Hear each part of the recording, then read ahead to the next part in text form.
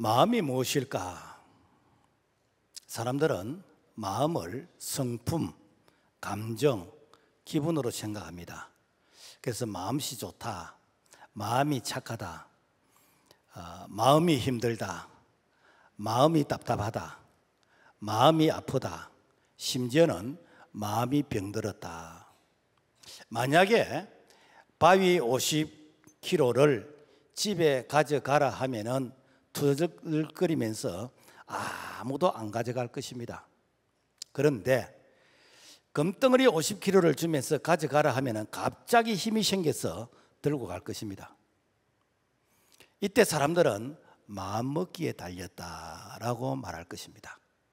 살기가 힘들다, 신앙생활이 힘들다, 학생들 공부가 힘들다, 어떤 마음을 먹느냐에 따라서 힘이 들기도 하고 또 힘이 나기도 한다라는 것입니다.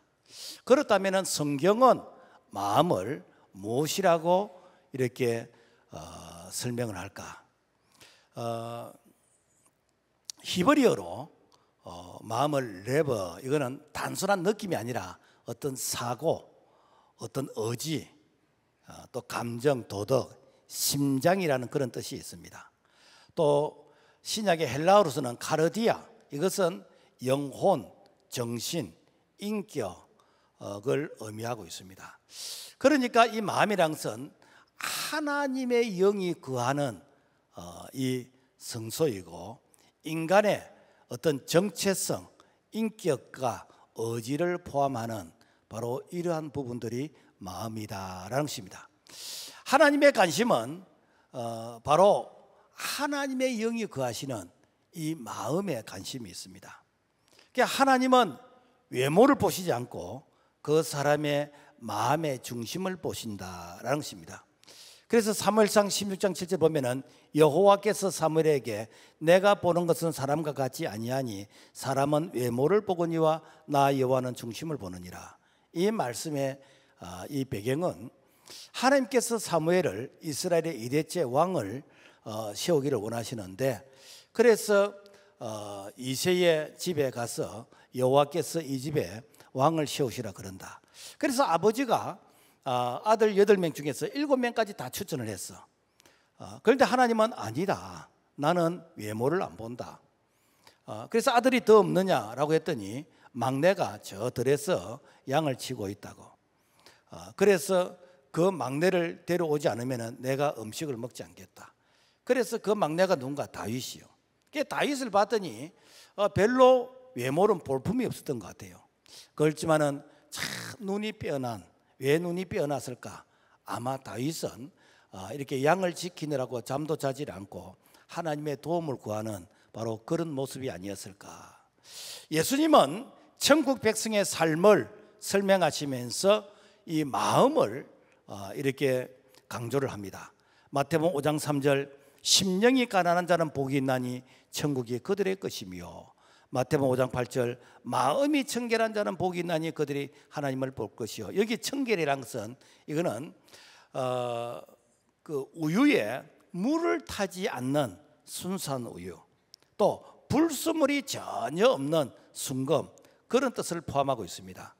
그러니까 우리 마음에 더러운 죄악이 섞이지 않는 그런 투명한 그런 마음이 된다면은 그 사람은 심령 천국이 된 것이고, 그 사람은 하나님을 말씀을 통해서 볼 수 있는 자이다라는 것입니다. 그래서 예수님은 우리의 마음속에 거하기를 원하십니다. 그래서 마음문을 두드리십니다. 요한계시록 3장 20절 볼지어다 내가 문 밖에서 두드리노니 누구든지 내 음성을 듣고 문을 열면 내가 그에게로 들어가. 여기서 문은 일반적으로 집의 문은 밖에서 비밀번호를 이렇게 입력하면서 문을 열고 밖에서 잠금쇠를 열고 들어가는 것인데, 그런데 우리의 마음의 문은 안이 이렇게 그 자물쇠가 잠겨 있습니다. 그래서 밖에서 두드립니다. 문 좀 열어다오. 내가 너에게 들어가서 내가 살고 싶다. 문 좀 열어다오. 그래서 문을 안 열어주니까 경우에 따라서는 우리에게 환난을 주고 또 우리에게 사업의 실패도 주고 또 건강의 어려움도 있고 크고 작은 이런 시련을 통해서 그래서 예수님이 들어오셔서 예수님께서 이 문제를 해결해 주셔야 됩니다 라고 하는 그러한 이 시련의 고통을 통해서 그래서 마음의 문을 열어주시면서 그러면서 예수님이 내 마음속에 들어오게 됩니다. 이것이 무엇인가?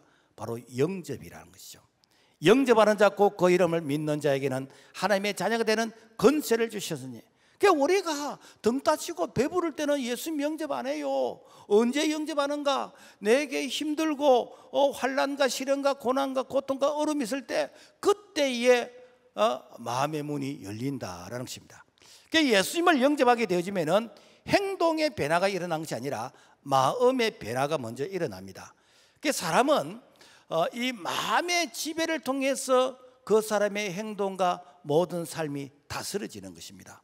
그래서 로마서 12장 2절 너희는 이 세대를 본받지 말고 오직 마음을 새롭게 함으로 변화를 받아 하나님의 선하시고 기뻐하시고 온전한 뜻이 무엇인지 분별하도록 하라. 그래서 구원은 무엇인가? 마음의 변화에서부터 출발한다라는 것입니다. 우리가 성령 받으면은 이 성령이 마음에 임하게 되어집니다. 에스겔서 36장 26절 또 내가 너희에게 새 마음을 주고 새 영을 너희 속에 두며 너희 육신에 굳은 마음을 제거하고 부드러운 마음을 줄 것이며, 그래서 이 성령은 은사와 기적이 아니라 바로 예수의 마음이 우리 속에 충만하게 임하는 것이다 라는 것입니다. 다윗이 범죄했을 때 하나님께 다른 거 달라고 하지 않고 내게 깨끗한 마음을 달라. 하나님이여 내 속에 정한 마음을 창조하시고 내 안에 정직한 영을 새롭게 하옵소서. 왜 그런가? 내 마음이 바로 그리스도가 임하는 하나님이 임하는 마음이라 되어야지, 그 내 마음속에 하나님이 없다면 아무것도 아니다, 안고 없는 찐빵이다, 고무줄 없는 사람하다다 라는 것입니다. 자, 여기서 죄를 회개하고 우리가 하나님께 드리는 이 예배가 무엇인가? 하나님께서 험량하시는 예배이다 라는 것입니다. 그래서 시편 51편 17절 하나님께서 구하시는 제사는 상한 심령이라 하나님이 상하고 통회하는 마음을 주께서 멸시하지 아니하시리라. 문제는 우리의 마음이 깨끗하지를 않다는 겁니다. 우리의 마음이 그냥 좀 깨끗하지 않다 그런 게 아니고 완전히 부패한, 완전히 타락한, 그래서 우리의 이 마음으로는 아무것도 할 수 없는 그러한 타락한 상태, 이것이 무엇인가? 바로 전적으로 타락했다. 마음이 전적으로 부패하고 타락했다라는 것입니다. 예레미야 17장 9절에 보면은 사람의 마음은 만물보다 거짓되고 심히 부패한 것이라 누가 능히 이를 알리오마는. 종교개혁자 존 칼빈의 5대 교리 중에 첫 번째가 무엇인가? 전적인 타락인 것입니다. 전적인 타락이란 것은 인간이 에덴 동산에서 선악과를 선택한 동기가 무엇인가? 이 선악과를 먹으면 눈이 밝아서 하나님처럼 된다 라는 그런 교만인 것입니다. 그러니까 하나님처럼 된다 이 말은 내가 하나님이기 때문에 이제부터는 하나님의 말씀에 순종하지 않아도 되는 거예요. 이제부터는 내가 생각하고 판단하고 결정하고 모든 것을 내가 알아서 하겠다는 것이요. 이것이 무엇인가? 하나님과의 관계의 단절인 것이고 바로 이것이 영적 죽음이다라는 것입니다. 세상 사람들은 100%가 자기가 하나님입니다. 자기가 모든 걸 진단하고 판단하고 결정하고 전부 다 자기 기준입니다. 그러니까 믿음이 작은 자들도 자기가 질문하고 자기가 답변하고 자기가 이렇게 결정을 내리면서 자기를 합리화시킵니다. 심지어는 신앙적인 부분도 목사님에게 안 물어봅니다. 자기가 다 질문하고 답변하고 그것도 믿음이 없는 사람들에게 자문을 구하고 이렇게 해서 다 결론을 내립니다. 이게 무엇인가? 전적 타락의 그런 인간의 부패한 자의 모습, 특징이다라는 것입니다. 성경은 우리가 구원받기 전에 우리의 그 심적인 상태를 설명하는데 에베소서 2장 1절에 보면은 그는 허물과 죄로 죽었던 너희를 가끔 이렇게 성도들이 죽을 수밖에 없는 이 죄인을 살려주셔서 고맙습니다. 그런데 아닙니다. 영적으로 허물과 죄로 죽었던 죽은 자입니다. 영적으로 죽은 자는 하나님이 계시다는 이 존재를 알 수가 없기 때문에 하나님을 찾을 수도 없고 만날 수도 없습니다. 그래서 하나님이라는 대상을 내가 만듭니다. 그것이 무엇인가? 바로 우상이라는 거예요. 그래서 내가 만든 우상을 하나님이라고 착각을 합니다. 마치 자구새가 이렇게 남의 둥지에 알을 낳았어.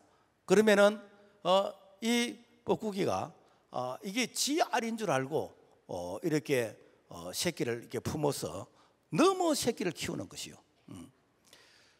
출애굽한 이스라엘 백성들이 금송아지를 만들어서 이 금송아지가 앞으로 우리를 인도하는 하나님이다 라고 그들이 생각을 했습니다.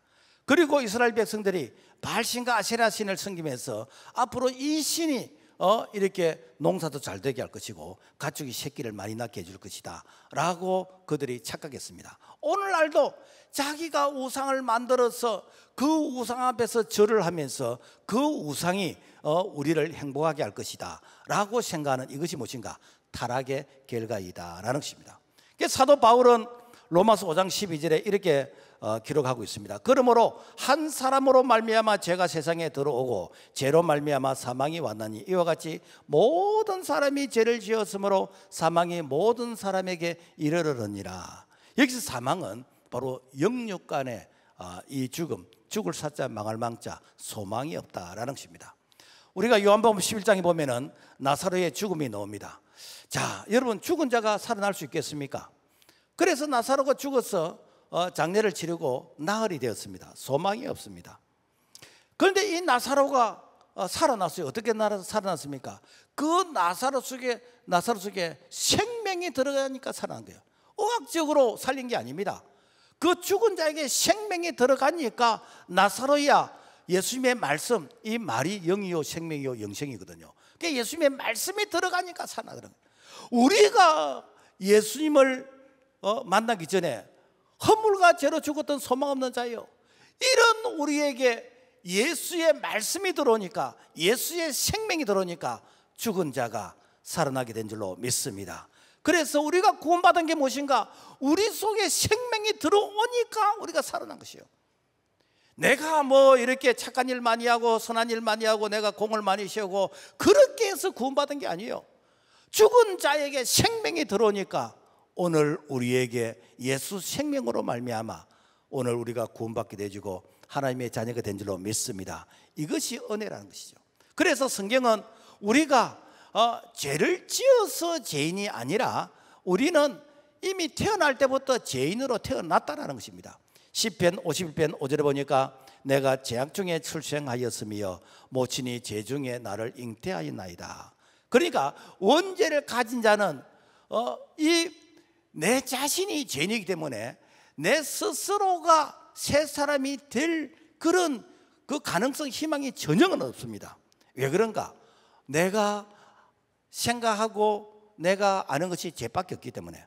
그래서 예레미야 13장 23절에 보면은 구서인이 그 피부를 표범이 그 반점을 변할 수 있느냐. 여기서 구서인이라는 것은 이거는 바로 흑인들이 아프리카 흑인들이 자기 피부색이 검은데 이 검은 것을 아무리 세제를 가지고 문지른다 해가지고 이 피부색이 희게 되느냐? 그러질 않습니다. DNA가 검습니다. 그리고 표범이 얼룩덜룩하게 이렇게 무늬가 있습니다. 그 표범 뭐 이렇게 이발을 한다 해가지고 털을 깡다 해가지고 그 다음에 뭐 이렇게 깨끗한 이게 단색의 그런 털이 나오겠습니까? 그러질 않습니다. DNA가 바로 이렇게 얼룩덜룩한 이런 점이 있는 것이 바로 표범입니다. 이 말씀은 우리가 스스로 착해질 수 있느냐? 없습니다. 가령 기질적으로 선천적으로 조금 착한 사람이 있습니다. 이 사람은 남들과 비교할 때 상대적으로 착한 것이지 예수님의 기준, 즉 하나님의 기준에서 착한 것이 아닙니다. 그래서 우리가 아이가 태어났을 때 얼마나 이쁩니까? 저 아이의 마음속에 여러분요 죄가 있다고 누가 얘기를 하겠습니까? 그러나 그 아이도 나중에 크면서 보면은 그야말로 원죄의 재성이 있기 때문에 그래서 핥히고 빼앗고 욕하고 누가 안 가르쳐도 이걸 스스로 하게 되어집니다.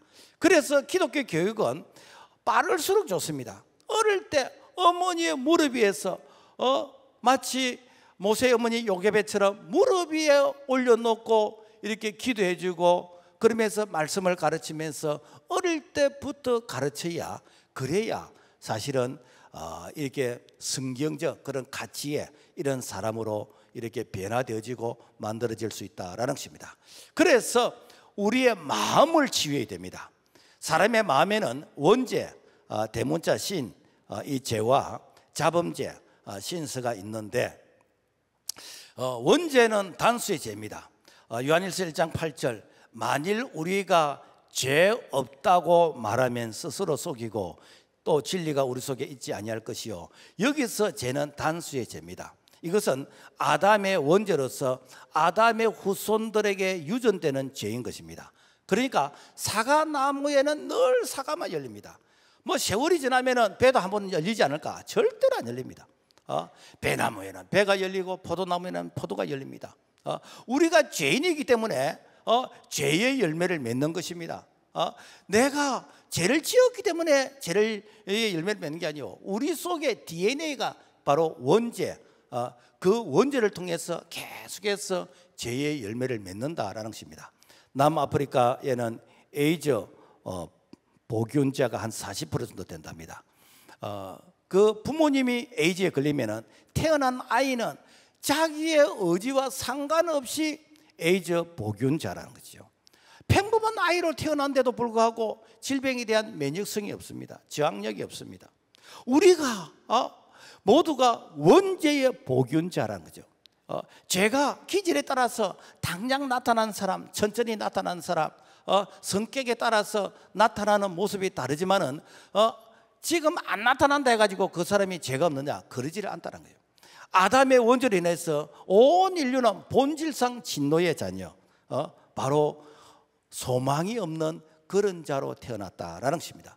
에베소서 2장 3절, 전에는 우리도 다 그 가운데 우리 육체의 욕심을 따라 지내며 육체와 마음에 원하는 것을 하여 다른 이들 같이 본질상 진노의 자녀였더니, 그래서 이 원죄는 바로 죄를 통해서 마귀와 사탄이 그 죄를 통해서 다스리기 때문에, 그래서 우리가 이 죄의 힘을 이길 그런 저항력이 없습니다. 그 우리 육체 안에는 죄를 강요하는 강력한 죄의 힘이 있습니다. 이게 무엇인가? 마귀가 죄를 통해서 우리를 지배, 통치, 다스리는 거예요. 그래서 요한일서 3장 8절 보면은 죄를 짓는 자는 마귀에게 속하나니 마귀는 처음부터 범죄함이라. 그래서 원죄의 해결은 해결가 아닙니다. 내 안에 원죄의 이 세력을 죽이는 것입니다. 원죄는 죄의 싹을 요구합니다. 원죄는 죄의 대가, 죄의 어떤 그 대가 값으로서 죽음을 요구합니다. 그래서 로마서 6장 23절에 보면은 죄 삭은 사망이라.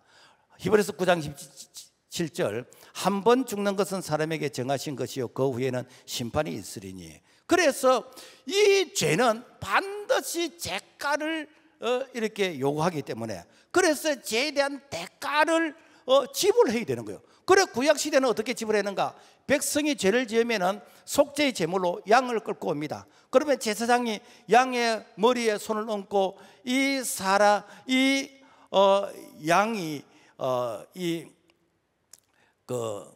그러니까 이 사람에게 이 죄가 양에게로 전가되어져서 그래서 이 양이 그 사람의 죄로 인해서 희생의 제물이 되는 것이요.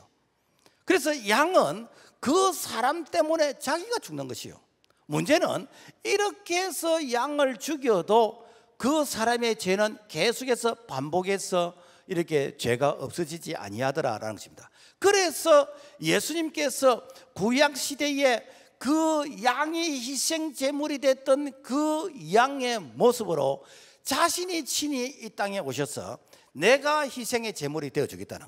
그래서 세례요한은 예수님을 보는 순간 보라 세상 죄를 지고 가는 하나님의 어린 양이라고 외쳤습니다.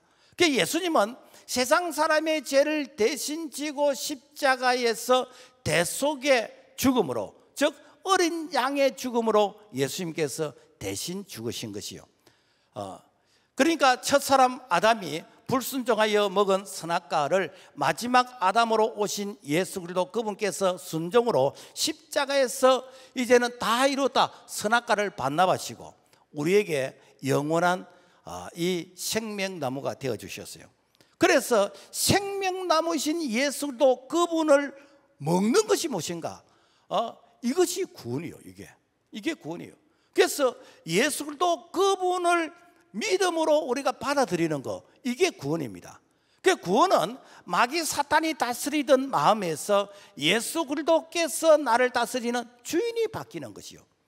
주인을 바꾸는 이것이 바로 예수님을 영접하는 것이고, 이것이 바로 믿음이다라는 것입니다. 그래서 우리가 예수를 믿는다는 것은 무엇인가? 내가 감정으로 믿습니다 그게 아니고 내 안에 주인이 바뀌었습니다. 전에는 죄를 통해서 마귀 사탄이 주인이었는데 이제는 예수도 그분께서 나의 주인입니다. 그래서 주인이 바뀐 게, 이게 예수 믿는 거예요. 주인이 안 바뀌면은 내가 평생 교회 다녀도 사실은 구원받은 사람 아닙니다. 그 사람은 교회 문화를 즐기는 사람이지 구원받은 사람이 아니에요. 구원받은 사람은 무엇인가? 마귀가 다스리던 내 마음을 이제는 예수도 그분께서 내 안에 주인이 되신다라는 것입니다. 그래서 이 사실에 대해서 성경은 이렇게 기록하고 있습니다. 로마서 5장 17절, 한 사람의 범죄로 말미암아 사망이 그 한 사람을 통하여 왕노릇하였은즉 한 분 예수 그리스도를 통하여 생명 안에서 왕노릇하니라. 그래서 이제는 우리가 이 사망, 이 마귀가 왕노릇하는 것이 아니라 예수 그리스도 그분께서 내 인생의 왕이 되어주시고 그분께서 나를 통치하시는, 이것이 바로 믿음인 것이고, 이것이 오늘 예수 그리스도를 나의 구원자로 영접한 자의 하나님의 백성의 삶이 되는 줄로 믿습니다. 그래서 예수님이 내 인생의 주인 된 자, 이게 구원받은 사람이에요. 구원받은 사람이에요. 그래서 늦게 예수 믿다 할지라도 예수님이 내 인생의 주인인 자, 그 사람이 바로 이렇게 앞서가는 자고, 오래전에 예수 믿다 할 때도 예수님이 내 인생의 주인이 아니면은 그 사람은 아직까지 이렇게 이 자연인이다라는 것입니다. 자, 그래서 이 구원의 비밀이 믿어지도록 우리에게 뭘 주시는가? 성령을 주셨어요. 요한복음 3장 5절과 6절, 예수께서 대답하시되 사람이 물과 성령으로 나지 않으면 하나님의 나라에 들어갈 수 없느니라. 육으로 난 것은 육이요 영으로 난 것은 영이라. 여기서 물과 성령, 이 물은 바로 우리에게 생명의 말씀이에요. 그래서 말씀과 영, 성령, 그리스도의 영, 그러니까 이 그리스도께서 이 말씀을 우리에게 전해주시는데, 그 말씀을 받으면은 성령의 말씀을 통해서 우리에게 다시 거듭나도록, 우리에게 죽은 자가 살아나도록 성령이 역사를 하시는 거예요. 그러니까 반드시 이 말씀, 생명의 말씀이 들어가야 됩니다. 말씀이 들어가면은 성령이 역사를 하시는 거예요. 그래서 죽은 자를 살리는 것이요. 그래서 로마서 8장에 보면은 원죄가 해결된 자는 이제 죄와 사망의 법에서 해방이 되는데, 로마서 8장 1절과 2절 우리 같이 한번 읽어볼까요? 시작. 이제 그리스도 예수 안에 있는 자에게는 결코 정죄함이 없나니 이는 그리스도 예수 안에 있는 생명의 성령의 법이 죄와 사망의 법에서 너를 해방하였음이라. 자, 그래서 하나님의 관심은 오늘 내 안에 하나님의 아들이 있느냐 없느냐예요. 그래서 요한일서 5장 12절의 말씀 보면은 아들이 있는 자에게는 생명이 있고 하나님의 아들이 없는 자에게는 생명이 없느니라. 아이고 목사님, 우리 집에는 딸만 있는데 그럼 큰일 났네요. 여기 아들은 바로 예수 그리스도. 예수 그리스도가 있는 자에게는 생명이 있고 예수 그리스도가 없는 자는 생명이 없다라는 것입니다. 그래서 내 안에 예수 그리스도 그분이 있는 자는 생명의 역사가 일어납니다. 믿음이 자랍니다. 그러면서 놀란 일들이 일어나기 시작합니다. 왜 그렇죠? 예수 그리스도 그분께서 내 안에 생명이 되시고 그분이 나를 통해서 일하시기 때문에. 그래서 갈라디아서 2장 2절 말씀 보면은 그런즉 이제는 내가 사는 것이 아니요 오직 내 안에 그리스도께서 사시는 것이라. 그래서 그리스도가 내 안에 살면은 그때부터 어떻게 되는가? 내가 자충우돌을 하는 것이 아니고 그분이 나를 인도해 가시는 것이요.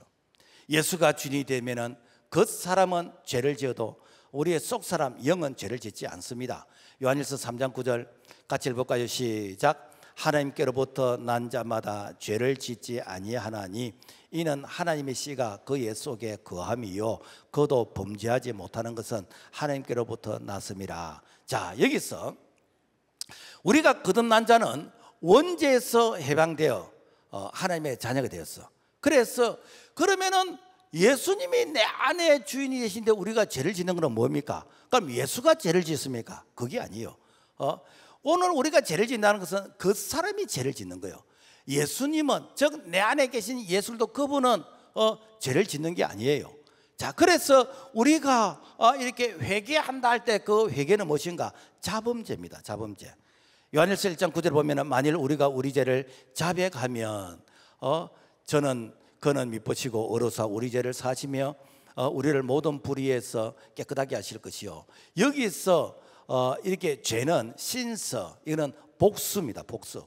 그러니까 우리 육체 속에 죄를 짓도록 죄를 강요하는 그런 어떤 죄의 열매들, 그러니까 입으로 짓고 손으로 짓고 발로 짓고 몸으로 짓고 이런 행위들, 그러니까 이 원죄가 죄의 본성의 이런 세력이라고 한다면은 이 자범죄는 나타나는 행위들입니다.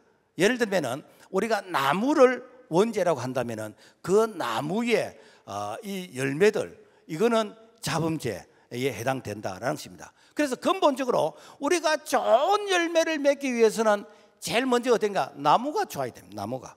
그래서 로마서 11장 24절을 보면은 너가 원돌 감람나무에서 찍힘을 받고 본성을 거슬러 좋은 감람나무에 접붙임을 받아나니. 여러분 이렇게 가실나무 접붙이는 거 한번 해보셨어요? 저는 어릴 때 이걸 아버지 따라서 많이 해봤어요. 그래서 돌 감람나무 이걸 자르고 그걸 탁 쪼개서 거기에 좋은 단감나무 가지를 쐐기처럼 딱 꼽아서 비가 안 들어가도록 이렇게 이 비닐을 칭칭 묶어 놓으면은 나중에 어떻게 되는가? 이 단감나무가 자라서 이 돌감나무였는데 단감이 이렇게 맺히는 것이요. 밤나무는 못 챙겨지고 모든 가실나무는 다 이렇게 접붙임이 될 수 있습니다. 무슨 얘기냐면은 우리가 돌감람나무 같은 그런 존재에 있는데 우리가 예수 그리스도 그분을 우리에게 이렇게 접붙이는 것이요. 그러면 어떻게 되는가? 예수의 열매가 맺는 거예요. 이게 무엇인가? 접붙인다는 게 이게 무엇인가 하면은 영접하는 것입니다. 이것이 복음 중에 복음이다라는 것입니다. 만약에 내가 계속해서 범죄하고 계속해서 죄를 반복해진다면은 나는 아직까지 돌감람나무로 있는 자인 것입니다. 그래서 이 돌감람나무가 찍혀서 거기에 이제는 예수도 그분이 접붙임 바 되어야 그래야 어떻게 되는가? 예수가 이제는 자라게 되는 것이고 열매를 맺는다라는 것입니다. 여러분 우리가 예수 믿고 나서 많이 실망하는 게 무엇입니까? 아니 교회 다니는 사람이 그러면 되나? 예수 믿는 사람이 그러면 되나? 이런 얘기를 많이 듣고 자기가 생각해도 이게 참 잘 안 박히는 거라. 그건 왜 그런가? 우리가 예수를 믿기 전에 그동안에 이 불법으로 점령하고 있는 이 마귀 사탄이 지가 내 마음에 이렇게 주인 행세를 하면서 그동안에 마귀가 사탄이 내 안에 너무나 많은 이런 죄의 문화, 그런 견고한 그런 사탄의 그런 죄의 세력을 내 안에 구축시켜 놨어요. 그러면서 온갖 죄의 그런 쓰레기들을 내 마음에다 다 이렇게 뿌려놨습니다.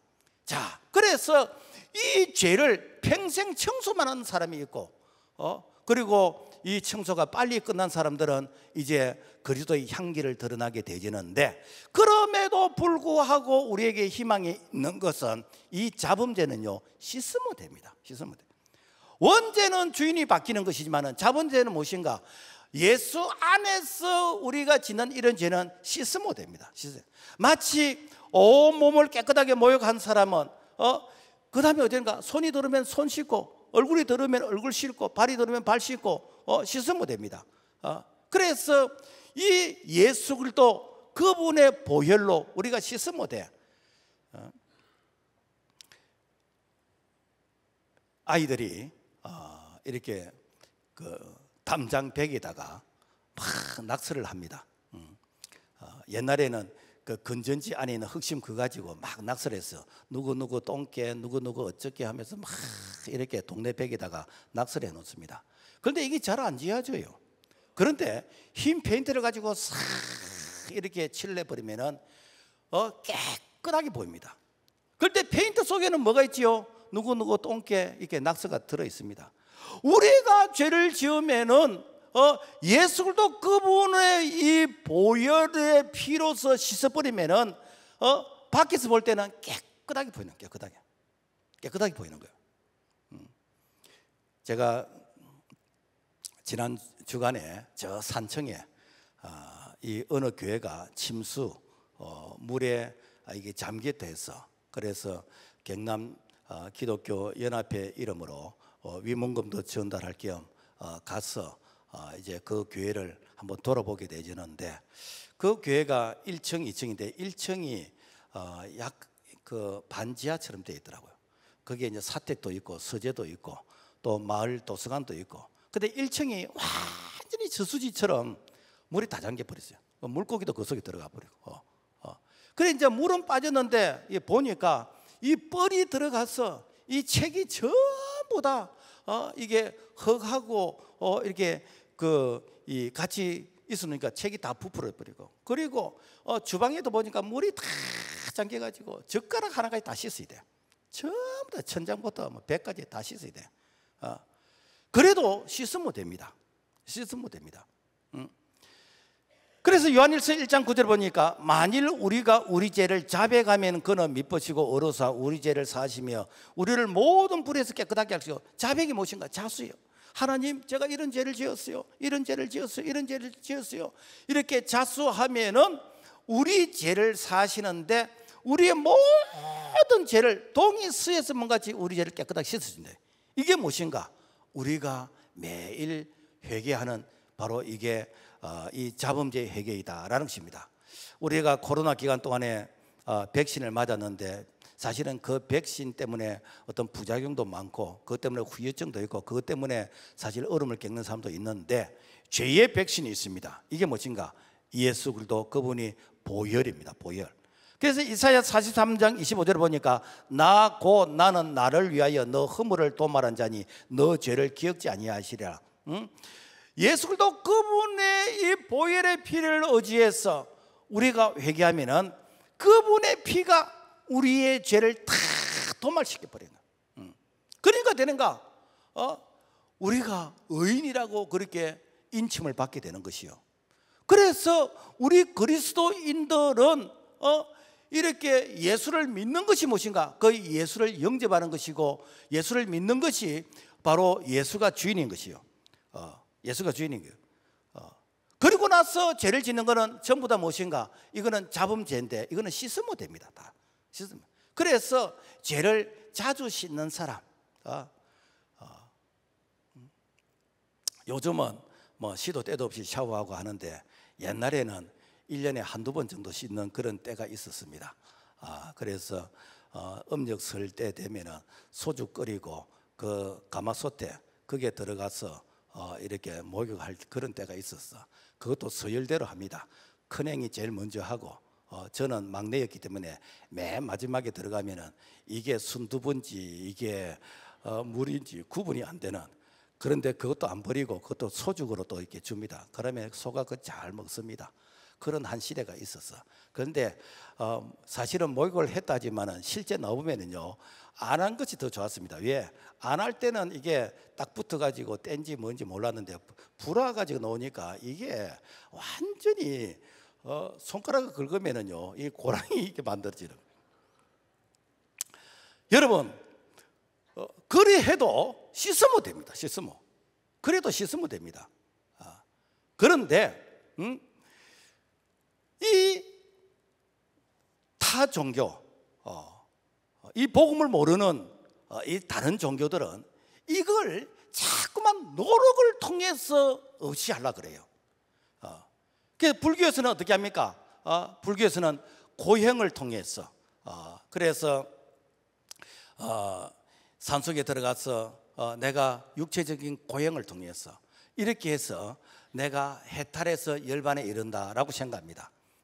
그래서 평생을 이렇게 고행하면서 수행생활을 합니다.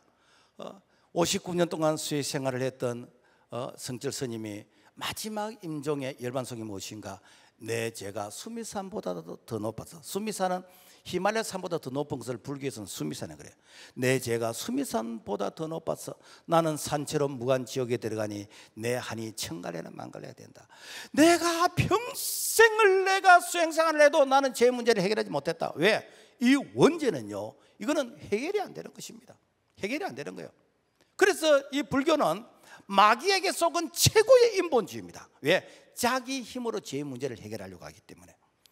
로마 가톨릭 천주교는 신부님과 수녀님들은 독신을 고수하면서 수도사의 삶을 요구합니다.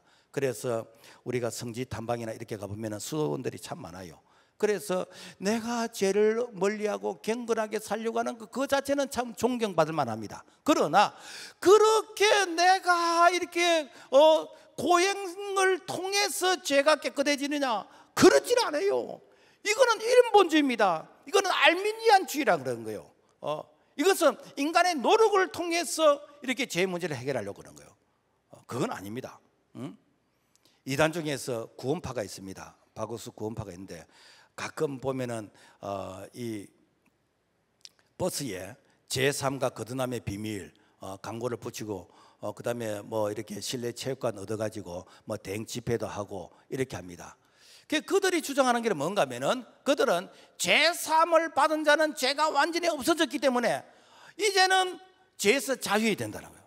여러분요, 우리가 제3을 받았다. 원죄는 우리가 3을 받았지만 그 다음에 이 죄들은 계속해서 우리가 회개를 통해서 씻어야 됩니다. 그러니까 그들은 이 죄들에 대해서 씻는 걸 안 가르치니까 되는가? 자신 있게 죄를 짓는 거예요. 그래서 대형 사고를 막 치잖아요. 오늘 우리는 이 원죄는 예수 그리스도 그분이 내 인생의 주인 되시는 주인이 바뀌고 그 다음부터 짓는 죄들은 우리가 잡은 죄인데 예수 그리스도의 보혈을 의지해서 날마다 우리가 씻을 때에 그러면은 깨끗하게 되시고 심령이 깨끗한 자가 천국에 임하는 것이고 심령이 깨끗한 자가 하나님을 보게 되지는 그런 은혜를 경험할 수 있기를 주님의 이름으로 축복합니다. 그 다음에 이제는 이 사제 은총을 받은 자들이 어떻게 살아야 되는가? 여호와를 의뢰하라. 자, 사제 은총을 받은 것이 끝이 아니에요. 계속해서 여호와를 의지해야 됩니다. 그래서 예레미야 17장 7절을 물어 여호와를 의지하며 여호와를 의뢰하는 그 사람은 복을 받을 것이라. 여기서 의뢰한다 이 말이 영어로 trust, 이거는 신뢰하다, 기대하다, 의지하다 그런 뜻을 가지고 있어요. 그래서 하나님을 계속해서 의지하고 신뢰하라는 거예요. 그렇게 해야 우리가 죄로부터 우리가 그 보호 그리고 멀리하게 된다라는 것입니다. 예레미야 17장 8절의 말씀 보면니까 그는 물가에 심어진 나무가 그 뿌리를 강변에 뻗치고 더위가 올지라도 두려워하지 아니하며 그 잎이 청청하며 가무는 해도 걱정이 없고 결실이 그치지 아니함 같으리라. 물가에 심겨진 이런 나무, 그는 아무리 가뭄이 와도 가뭄을 안 타는 거예요. 그러니까 어떻게 됩니까? 이렇게 시절마다 열매를 맺을 수 있다라는 것입니다. 영국의 런던 템즈강 옆에 그 법원이 있대요. 그 법원에 아주 세계적으로 유명한 포도나무가 있다는데 그 포도나무가 정말 맛이 너무 좋대. 그래서 식물학자들이 이 포도나무를 좀 많이 번식을 했으면 좋겠다. 포도나무는 끝꽂이가 돼요. 그래서 꺾어서 한번 심어봤는데 그 맛이 안 나오더라는 거예요. 그럼 도대체 이유가 뭐냐? 그래서 식물학자들이 연구를 해보니까 이 포도나무가 뿌리가 템즈강 강바닥까지 뻗었어요. 그래서 강바닥에 있는 그 퇴적물, 그 미네랄, 그 풍부한 그 영양분을 빨아들여서 사시사철, 그야말로 이 포도 나무가 이게 영양분을 섭취 하니까, 그러니까 정말 이렇게 포도 이 맛도 있고, 그리고 열매를 많이 맺었다라는 것입니다. 우리 그리스도인들은 은혜가 있는 곳에 뿌리를 내려야 됩니다. 빨대를 꼽아야 됩니다. 예배에 은혜가 있는 곳, 찬송이 있는 곳, 기도와 말씀과 이런 곳에 성령의 빨대를 꼽아서, 그래서 우리가 계속 빨아들이면요 가뭄을 타지 않고 성령의 열매를 맺을 수 있다라는 것입니다. 그래서 그리스도인들이 제일 많이 속는 것이 무엇인가? 예수 믿으면 금방 사람이 바뀌는 거로 생각하고, 예수 믿으면 금방 착한 사람이 되는 거로 생각하고, 예수 믿으면 검은 색깔이 금방 희게 되는 것으로 생각하는데, 그렇지를 않아요. 예수 믿고 구원받았지만 이제부터 무엇인가? 우리가 공사하는 것입니다. 공사. 우리가 가끔 이렇게 도로를 가다 보면은 어떤 빌딩을 이렇게 짓는데, 거기에 뭐 안전장치 건물로 막 이렇게 해놓고 통행에 불편을 드려서 대단히 죄송합니다, 현장 소장비행. 그래서 통행에 불편을 드려. 그런데 나중에 그 건물이 완성되면은 그 통행하는 사람들이 그 건물을 이용하게 될 때 편리함을 느끼게 될 겁니다. 무슨 얘기인가 하면은, 여러분, 우리가 예수님을 믿기 전 마귀 사탄이 우리를 향해서 얼마나 많은 그런 죄의 세력, 그런 죄의 경관친, 이런 죄의 타락한 문화, 그리고 우리 주변에 보고 듣는 이런 것들이 다 죄악들인데, 우리가 이런 것에 영향을 받고 있어. 그래서 우리가 경건을 통해서 이런 죄의 세력을 이겨내는 이러한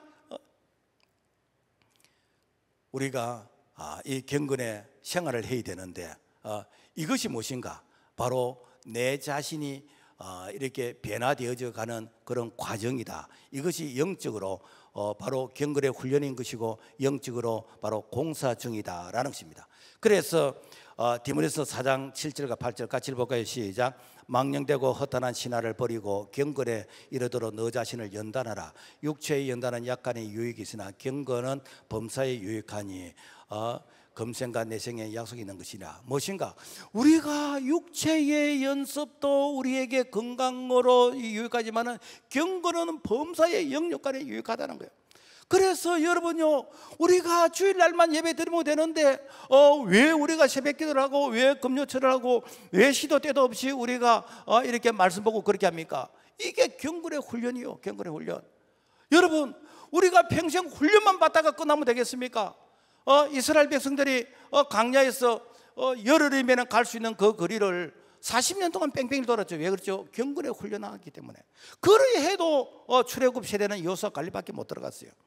우리가 여러분요, 평생 훈련만 받다가 우리가 신앙생활을 끝내기는 너무 우리가 자기 자신이 참 비참하잖아. 그래서 훈련은 굵고 짧게 끝나고 우리는 적과 꾸리는 가나안 땅을 우리가 경험해야 될 줄로 믿습니다. 자, 말씀을 맺겠습니다. 만물보다 부패한 마음, 예수 그리스도, 그분이 답입니다. 그분이 주인이 되시고, 그분의 피로 우리가 정결하게 할 때, 그리할 때 마음의 중심을 보시는 하나님께서 우리를 영육간에 축복하시는 그런 은혜 안에 갈 수 있기를 주님의 이름으로 축복합니다. 하나님 아버지, 감사합니다. 오늘 우리에게 참 죄의 그런 세력의 다스림을 받는 것이 아니라, 우리가 예수도 그분의 다스림을 받으면서 그분이 내 인생의 주인 되시고, 그리고 그분의 말씀을 통해서 우리가 적과 구려는 가나안 땅을 경험할 수 있는 그런 성공적인 믿음의 걸음을 걸어가도록 도와주시옵소서. 예수 이름으로 기도합니다. 아멘.